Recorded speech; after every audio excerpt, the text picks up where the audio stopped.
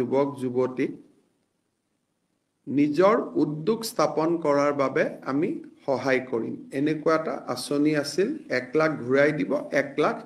ঘূৰাই দিব নালাগে তাৰে যেটো প্ৰথম পৰ্যায়ৰ ইন্টাৰভিউ আছিল সেই ইন্টাৰভিউটো সমাপ্তি হল এতিয়া 1:2 অৰ্থাৎ প্ৰথম বছৰ আমি 30,000 লোকক যুৱক যুৱতীকে সহায়টো কৰিম আৰু তাৰ পিছত আমি আৰু 70,000 ল'ৰা ছোৱালী কৰিম ৰাখিছো মাত্ৰ 5,000 ল'ৰাক আমি 5 লাখ টকা বাকি 95% অৰ্থাৎ টোটাল লোনৰ only 5% will be earmarked for category 1 বাকি 95% will go to the category 2 এই আঁচনিটো আমি দুটা দিশত বিভক্ত কৰিছো এটা হল যে অসমত বহুতো যুৱক যুৱতী আছে যিসকলে অভিযান্ত্ৰিক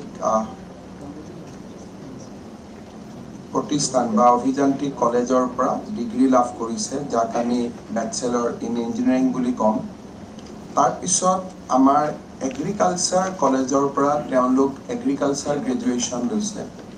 ভেটেনাৰী কলেজৰ পৰা তেওঁলোকে ভেটেনাৰী গ্ৰেজুৱেটছ হৈছে বা তেওঁলোকে ফিচাৰী কলেজৰ পৰা ফিচাৰী গ্ৰেজুৱেচন লৈছে এই ধৰণৰ যিখিনি প্ৰফেশনাল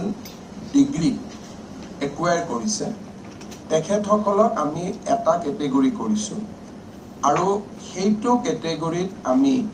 5 লাখ টকা এজন ল'ৰাক বা এজন যুৱতীক বা যুৱকক আমি দিয়াৰ বাবে সিদ্ধান্ত গ্ৰহণ কৰিছো এই 5 লাখ টকাৰ 2.5 লাখ টকা চৰকাৰী সাবসিডি হ'ব বাকি 2.5 লাখ টকা তেখেতসকলে চৰকাৰক ঘূৰাই দিব লাগিব ঘূৰাই দিয়াৰ প্ৰক্ৰিয়াটো হ'ল যে 5 বছৰ তেওঁলোকে টকাটো আমাক ঘূৰাই দিব নালাগে 5 বছৰ লকিং পিৰিয়ড হ'ব আৰু 5 বছৰত আমি তেওঁলোকৰ পৰা টকাটো উভতাই নলওঁ 5 বছৰ পিছত তেখেতসকলে এটা মান্থলি ইনষ্টলমেন্ট